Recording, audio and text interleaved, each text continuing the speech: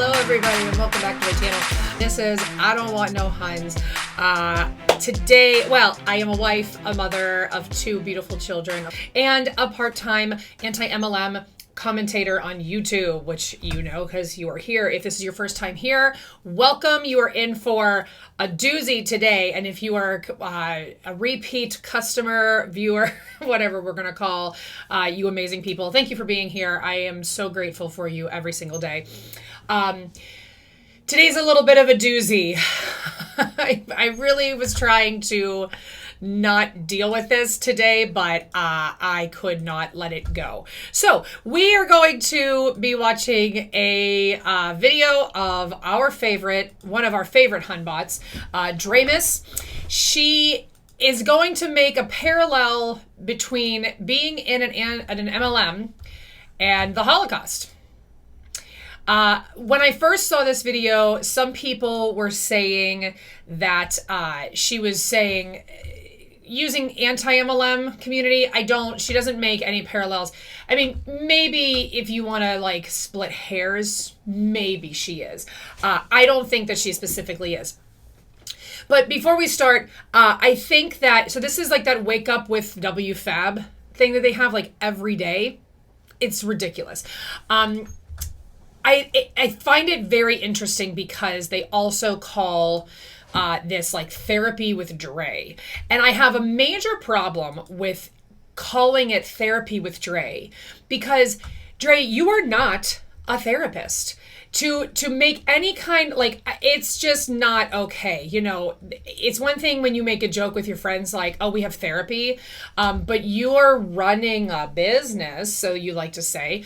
Nothing that you do is therapeutic, and nothing that you have to say has any educational backing. So I do take major issue with you saying it's therapy time with Dramus. I'm like totally mismatching with this sweater, whatever. I don't care. I'm not here to like be a fashionista. So let's go ahead and listen. The whole thing's about 16 minutes long. Obviously, I'm going to stop. So go get yourself a snack, a drink, whatever. I'm going to keep grading. I'm going to keep working while we listen and commenting. So here we go. Directing, let me actually start recording. First, oh my God, before we start that, let's drop some gratitude in the chat real quick. Let's drop three things that we're grateful for in the chat. This morning, this rising, I am grateful for my social media community that is always supporting me, always backing me up, always like, they're just the best, okay? I am grateful for clean drinking water that is always accessible to me. I never had to worry about clean drinking water. I'm grateful for my comfy bed. You know, it's like a love-hate relationship because it makes you want to stay in there all day. But I'm grateful for, what else am I grateful for? I am grateful for being able to buy anything I want at a grocery store. I am grateful for being able to work from anywhere and book flights and you're just going to have to forgive me, Dray, for a moment for the fact that a lot of the things that you're grateful for are really luxury things. Like, you said, okay, clean drinking water, absolutely. And she said she's grateful for her social media community. I'm also grateful for those things. But then she moves on to saying things like comfy bed. I'm splitting hairs here. Okay, I am probably really splitting hairs, but I don't care. It's my channel. There's a difference between saying I'm grateful that I have a bed to sleep in, and I'm grateful for a comfy bed that I never want to get out of. Some people don't even care if the bed is comfortable. They just want to have a place to sleep where there's a roof over their head, okay? And then she moves on to something else that is super elitist. I'm grateful that I can book flights and go wherever I want. Just the things that, you know, to me, this is just very elitist nonsense that you're grateful for those types of things. You know, we're going to hear her call out other people that say they're grateful for like being able to go to the grocery store and buy food, and sure, but it's like, man, it's just, I don't know. Leave me a comment with what you think about, am I like being too cynical here? Because like, I'm just grateful to be alive most days. I'm grateful to have a family. I'm grateful to be able to provide for them and have a home. But for me, it just feels different when you're grateful for being able to buy things that you got the money from a scam. Does that make sense? Do you understand where I'm coming from? I don't know. Leave a comment if you understand what I mean. I'm grateful for that. Let's see what y'all are grateful for. Lisandra's grateful for her health, for her bank account. See, Natalie's grateful for her discipline. I'm grateful for my bank account. You're grateful for your bank account. See, that's, to me, like, that's just, that's so superficial. You're grateful for your bank account. You're grateful for material things. I can't. Felicia's grateful for a new day. Hope is grateful for cooler Florida weather. Okay, well, I'm rooting back for the humid ones. Aixa is grateful for waking up today. Viviana is grateful for this amazing community and for self-awareness. None of you are self-aware. Grateful for coffee. Okay, Bridget is grateful for her health because there's so much going on right now. Facts. Kylie is grateful for her comfy bed and the fact that someone's coming to pick up the laundry and do it today. That's a good one, right? I'm sorry. You're so elitist that you have somebody coming to do your laundry. Listen, do I sometimes wish that I had someone come to do my laundry? Sure. But am I, could I pay for someone to do that? Probably, if I really decided to budget. That's not something to be grateful for. I'm sorry. That's just being super elitist, and you're, just go do your own stupid laundry. Let's see. Hildy's grateful for opportunities. I love it. Thank you for sharing your gratitude with me this morning. Here it comes. Are you ready? Mute everybody. Mute everyone. So nobody can health, 90 days. That's a good thing to be grateful for. I love it. This 90 days. Okay, awesome. BS. So today we are going to... I'm grateful I stayed up all night to get this call. Wow. Where are you guys tuning in from? Okay, let me just grab my notes. So I got this training from, I think it was a Bob Proctor thing. This is the training I did last year in April. So it's been a while, okay? Calgary, Ottawa, Cleveland, so she's Toronto, done this training Florida, before. Miami, Texas, UK, Toronto. I love it. And again, we cannot call this a training. This is not a training.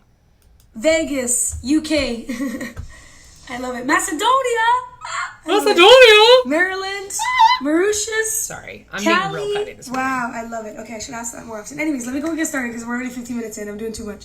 Okay, so today, let me start recording. Yes, please record what you're about to say because it's gonna be awesome. Okay, so today's call is gonna be about redirecting your focus to abundance. Okay, this is a topic that is pretty important to me because it did change my business very early on. You know, they always say new levels require new devils, you know, and this is one of the lessons that I learned in the first, I would say, 6 months of New levels require new devils. What? So new levels requires new scamming? Is that what that means? Because if I don't understand what that means, somebody drop a comment and tell me what that's supposed to mean. Dray, are you here? Can you drop a comment and tell me what new levels requires new devils means? My business that I learned very early on that I was struggling with is abundance, focusing on abundance. You know, I was in a place where I was complaining a lot. You know, I was calling my upline and I was like, yo, my team's not working. No one's doing this. They're not posting. They're not responding in the chat. They're not doing this. The points aren't going up. They're not making any sense. Like, I was literally just complaining about what everybody else was not doing. My team's not doing this. They're not doing any sales. They're not posting in the chat. And I'm not making any money. And I'm like, I'm working so hard. And they're not matching my energy. Have y'all ever felt like that before? Dropping one in the chat. Have y'all ever felt like that before? I'm working so hard, and they're not matching my energy, which means that I'm not hitting the ranks that I need to hit, and I'm not going to make the money so that I can go pretend like I live in Miami and then travel to all these places. Often people just not matching your energy, right? And I was like, oh, and the points are not moving, and I don't have this, and I was just complaining. I was focusing on every single thing, a lot of ones in the chat right now, that was going wrong in my business. every single thing that was going wrong in my business. That's what I was focusing on. Mm-hmm. Right? Right. And she told me, she's like, you're focusing way too much on the negative stuff. The negative stuff is always going to be there. You need to focus on abundance. Focus on the things that you're doing well and that your team is doing well. I don't care if it's two things. Let me just editing Mallory here. If you're going to be bothered by this, it doesn't go away the rest of the entire video. And I really don't want to go back and redo it because nobody has time for that. So if you're going to be distracted by that, go ahead and leave a hate comment. It'll just help my algorithm. I hate it. I absolutely hate it, but I just have no time to fix it. So whatever. I've got a little... Enjoy. The rest of the video, it's there. I hope you're not too distracted by it. Project here. I'm not going to say that I disagree with this type of mentality in general when we're talking about like life. Okay. I think where we tend to get into muddy waters here, where we tend to get into muddy waters is where they use sometimes they use legitimate arguments or legitimate metaphors that are, good things to live by. I believe in not focusing on the negative stuff. Like I just posted today on my story that I got like one parent complaint about what I do for a living, but I've had hundreds of other parents say they love what I'm putting out. They love the work, that they love my class. So, I can't focus on that one parent. I can try to help them and respond to them, but I can't like let one parent, sure. That is absolutely what she's saying here is valid in a grand scheme of things. But I'm also an educator. So what I do, matters. What they're doing for a job does not matter. So to use this whole, like, you're focusing on the negative, well, your entire job is negative. Your entire job. So I want to put out there that, yes, focusing on the negative serves no one. It doesn't do you any good. But just wait. It's going to get so much better. Focus on those two things. And every time I would call her, it was like over the course of like a few weeks, she's like, you need to stop, okay? You need to stop complaining and you need to focus on abundance. And so I wrote on my billboard, focus on abundance in a huge letters. And every single time that a thought came up that was negative about my business, I stopped. On her billboard. I stopped and I redirected my thought to something positive. I didn't want to give that much energy to the negative parts because like I said, there's always going to be negative. No matter how successful you are, no matter how much money you make, no matter how big your team is, no matter how good your relationship is, how good your friendships are, there's always going to be negative in the world. Always. Yeah. There's always an abundance of negativity. I'm listening to it right now. But what do you choose to focus on? We have the ability to create that positive abundance. You can have literally whatever it is that you want, but you have to earn it. And you have to earn it not just with your actions, but you have to earn it with your thought. You cannot have literally whatever you want. You can't. That is a really terrible thing to spread around. You can't have whatever you want. You do have to work hard for a lot of things, but like, you can't have whatever you want. You just can't. That's not realistic. Because abundance starts in your mind. Because most people you see, they let what they have right now control them. They let what they have right now control how they see themselves. They let the amount of money that's in their bank account control how they see themselves today. Control how they see their value. Carlos likes that. He did one of these, okay? Do you see how it really all goes back to when she's talking about abundance, she's talking about money. They control what they see in their bank account to determine who they are. It just all goes back to money. It's all about money. It's all about material things. Nothing is about genuine goodness in any of these people, and it drives me up a flippin'-a-dippin' wall. Flippin'-a-dippin'. Sorry. Let's move on. You like something I'm saying, okay? They like They let what they see in their bank account control how they see themselves. They let their friends control how they see themselves based on the critique that they're... How many of y'all joined a network marketing business or whatever, started talking online, and your friend was like, oh, that sounds funny. Like, why are you talking like that? Like, you should say it like this, right? Drop a one in the chat or put a hand up. All of a sudden, this person who don't even talk on their social media is telling me that I sound funny. Okay, well, let me hear you, Bob. Let me hear you on your stories. Let me hear you, Bob. And they're like, shit, do I sound weird? Do I sound dumb? Do you even know someone named Bob, Dray? I don't think that you do. Am I doing too much? Am I like, and you start questioning yourself. Big and petty. I know that's happened to a lot of you guys. All of a sudden, your friends with 300 followers who never post on their stories are social media experts. Right? You know what I mean? They don't understand that you gotta start somewhere. You gotta start somewhere. You gotta start scamming somewhere. And they're just triggered by the fact that they couldn't do it either, right? They couldn't do it either. But what I'm saying is you let their opinion control you. I need a better chair. And control your actions. This chair sucks. And control how you see yourself. Or you let your living conditions. Maybe you don't like where you're living. Maybe you don't like the car you drive. When I started this business, I was living in my mom's basement. I had duct tape on my car window. Maybe you're letting that control how you see yourself. Why would anybody want to work with somebody who has duct tape on their car? Why would anybody want to do business with me? I live in my mom's basement. I don't know why anyone wants to do business with you at all, so, to be perfectly honest. You let your circumstances control how you see yourself. But you have to understand that you have infinite potential within you. Infinite potential within you. We have such magnificent minds, y'all. Like, we can literally think anything that we want. We are in control of those thoughts. And I'll give you a story. There's this guy named Viktor Emil Frankl. I don't know if you guys have heard of him. Here we go.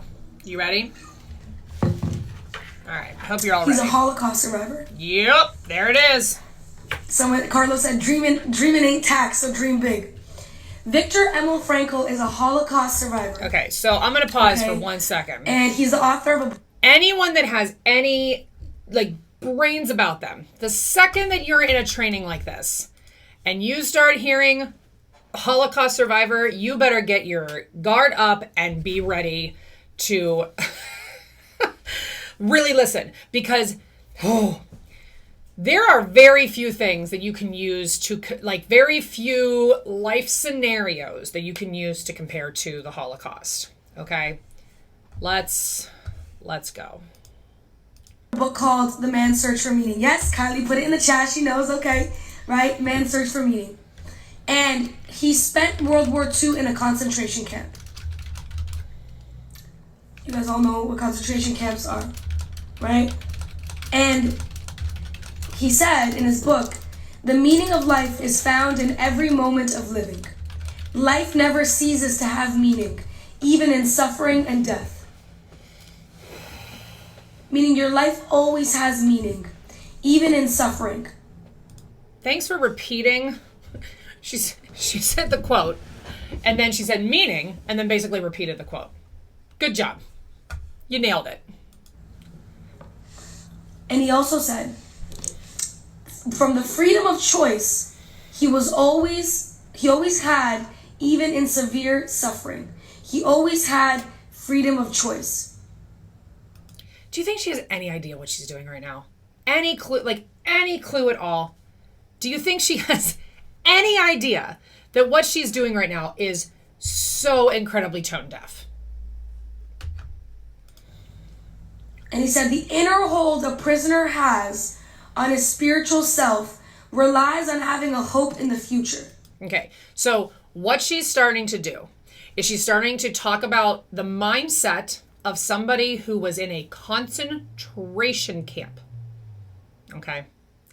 Compared to the mindset of her team of people who are in multi-level marketing, and how he is going to focus on positive thinking, which these are not the same. The amount of struggle and the amount of grit and determination and like godliness that man had to go through to survive the Holocaust. To use that as any kind of motivation for your multi-level marketing business. Oh, the audacity of you. And once that prisoner loses that hope, he is doomed. You are not a prisoner. He was a prisoner, and his eye was on the future. His eye was on abundance.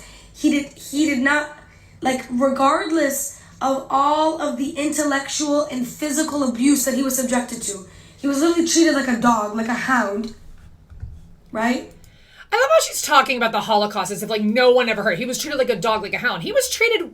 People in the Holocaust were treated worse than dogs. Worse. The way you're talking about these Holocaust survivors is completely tone deaf.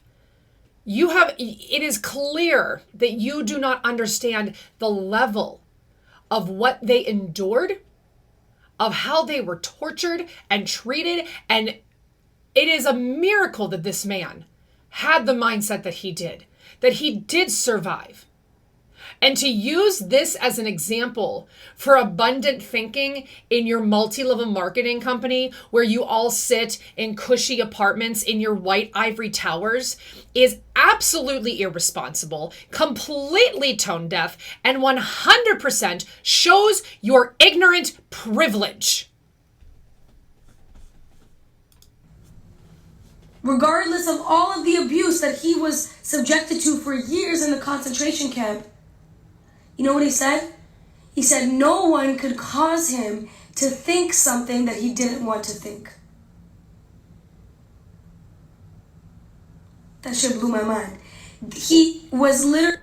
So you're comparing a man who is holding on to his religious convictions of who he is and what he is fighting to live for, literally fighting for his life to live for, to your multi-level marketing where people are telling you that what you do is a scam and nobody can tell you what to think. Those are two different things.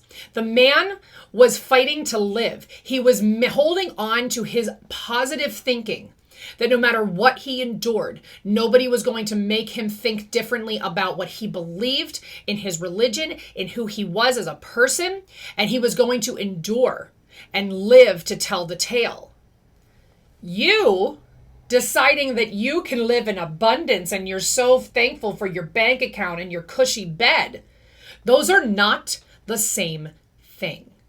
And you are so dense and completely tone deaf to think that you have any right to use this story as any kind of parallel or analogy for what it is you think you do for a living. Literally in a concentration camp, and he said they could abuse me, they could hit me, they could beat me up, they could starve me, they could abuse me in all these ways, but they cannot tell me what to think. They cannot control my thoughts. That's the only thing that I can control, no matter what.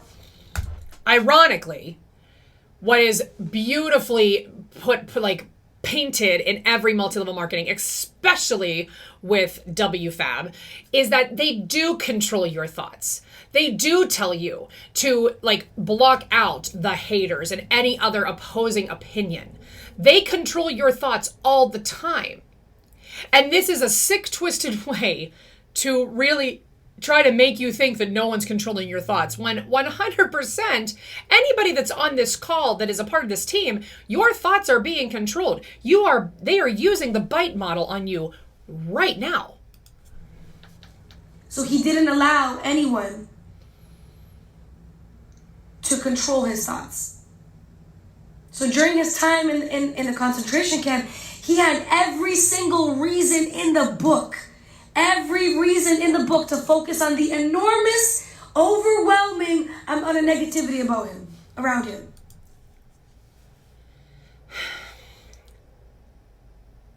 To sum up what he experienced in a concentration camp during the Holocaust as just overwhelming negativity. That went beyond negativity. I don't even know that I can think of what word I would use that would appropriately describe what the prisoners of concentration camps experienced. It is not just a matter of overwhelming negativity. God. How, like... The enormous amount of negativity around him. The death, the abuse, his human rights literally stripped from him, watching other people go through the same thing right in front of his eyes. Living like a dog every single day. He had literally every reason to... I hate this analogy, living like a dog every single day. I have 2 dogs that don't live like that. Like, this is a... Excuse me.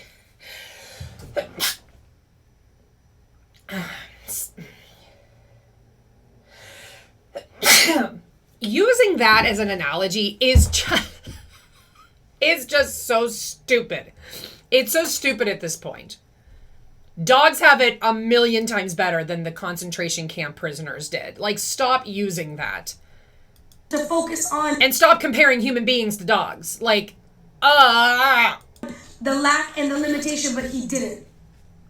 He didn't allow the circumstance that he was in to determine his thought patterns and control his mind. Because he knew his mind was the only thing that he had complete control over. And he says this is the reason that he was able to get out and eventually live a fulfilled life. And if he can do that in a concentration camp for years, I trust and believe that you can do it here. Oh. I trust him. And there it is. If he can do that in a concentration, yeah, I mean, we can do anything compared to what he endured. There's just no way that I should ever go through anything negative in my life and be like, well, if concentration camp survivors could survive, then I can survive this. Yeah, you can literally survive anything if you're going to compare it to a concentration camp. My God, what is wrong with you? Absolutely, you can survive anything. But to then use it to justify your struggles in your scam, in your pyramid scheme, I don't know that you could possibly be more of adult. I believe that you can do it no matter what your current situation is in your life. I trust and believe that you can do the same thing. The same thing. What? You can survive a concentration camp? Actually, Dray, I don't think you would survive a concentration camp. Like, the people that survived concentration camps were gifts from God, were unbelievably strong. Like, I don't even know how to describe how they survived, why God chose them to be the ones that survived, why, like, you know what I mean? There's no rhyme or reason to why anyone did survive. And thank God that there were some survivors to tell the tale so that we could get firsthand experiences. And it always brings me back to, if these people survived, why did not everyone survive, right? It is unbelievable to me that anyone would use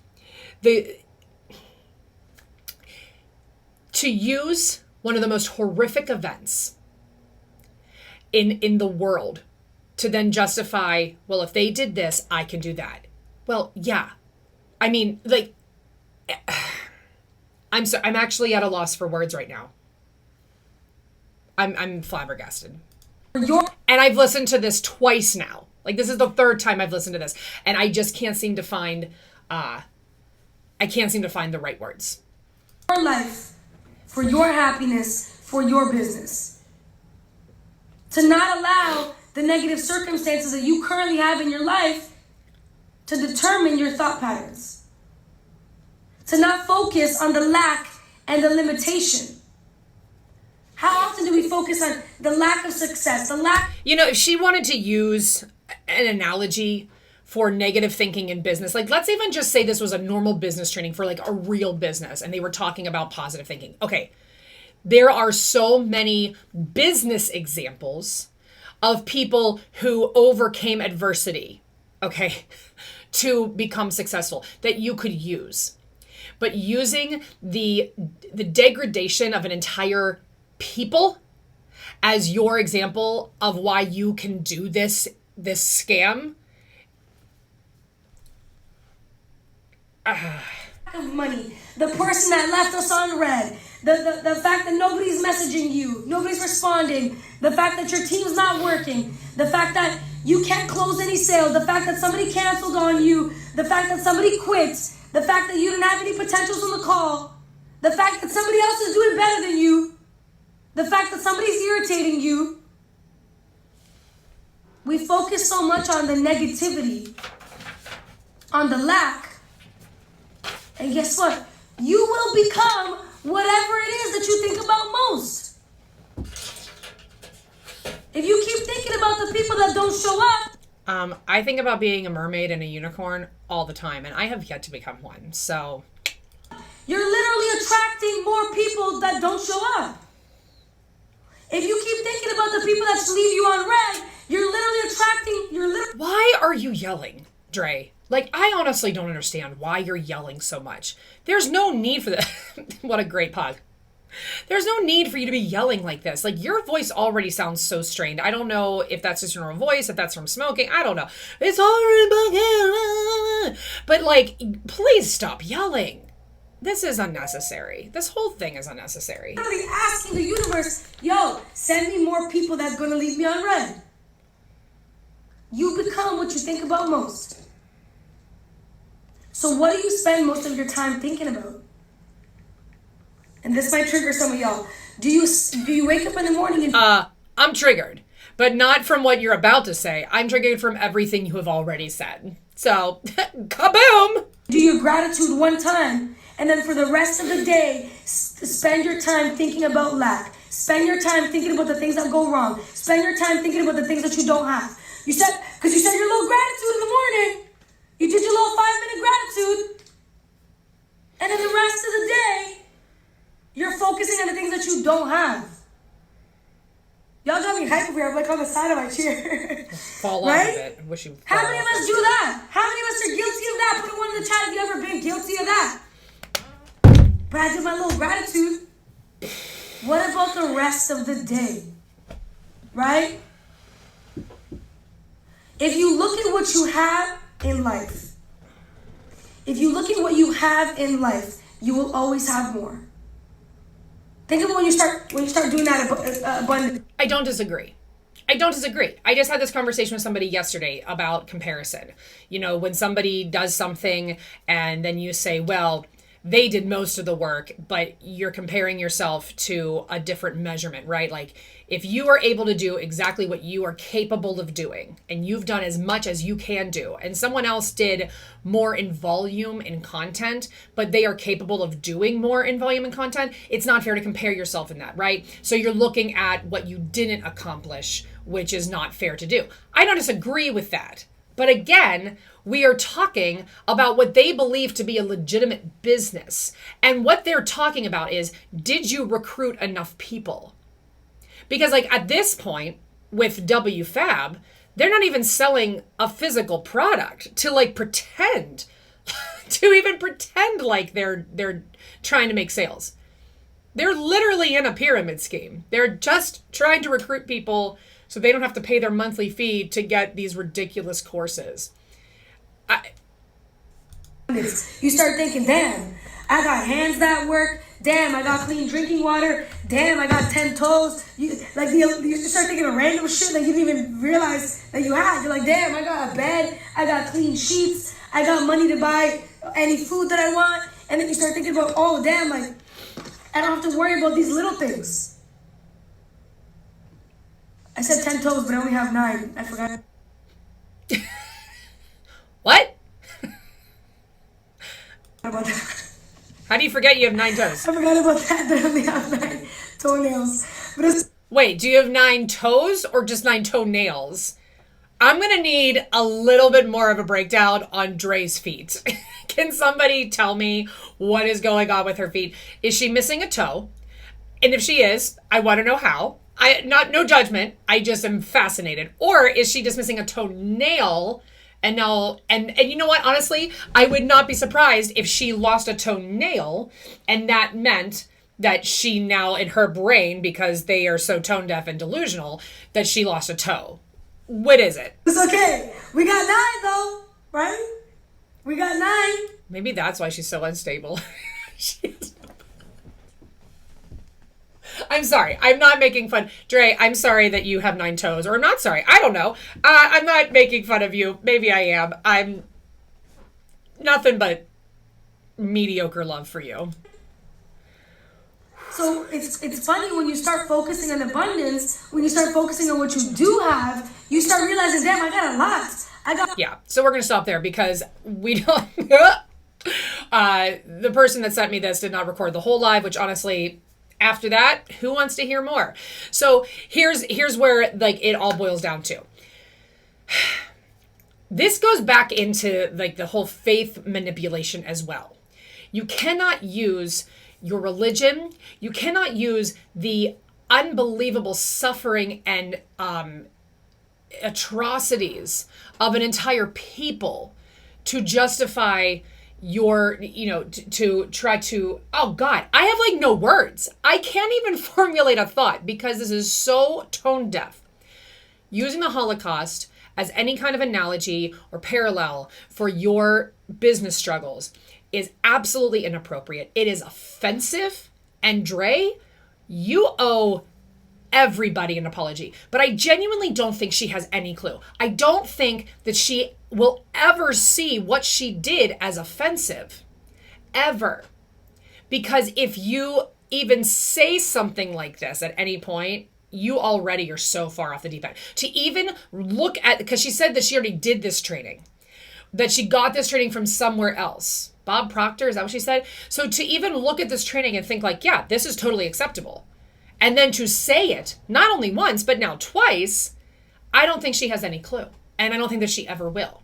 If those words come out of your mouth and you don't immediately go, oh, wait a minute, this is not okay, you're not going to see it. You're not going to understand it. I hope and pray that one day she will, but I cannot. Oh. So in any case, don't use the Holocaust to compare your struggles in business, any business, but especially in one where you are scamming people out of money. That's all I have for you today. As always, I'm Mallory. This is I Don't Want No Huns. And like I always say, please, please, please, please do not join in. Have a great day.